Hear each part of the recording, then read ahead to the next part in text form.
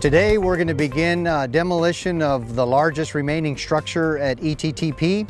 This is the K-1037 facility, so our work crews have worked for the last couple of years deactivating the building and getting it ready for this moment. It's multiple buildings that were brought together over the years, served as a production facility for barriers in support of the gaseous diffusion process here at ETTP. A lot of what you don't see is a tremendous amount of work getting to this point. We had a lot of chemicals that we had to dispose of. We had a lot of classified materials. So all of the material had to get removed from this building in order to get us to the point where we could do demolition after we're done, which will take us through about the end of the fiscal year, end of September. We'll begin removing the slabs and make this property available for our customer to get to Vision 2020 so that we have all of the above grade structures gone to begin that transition over for private reindustrialization.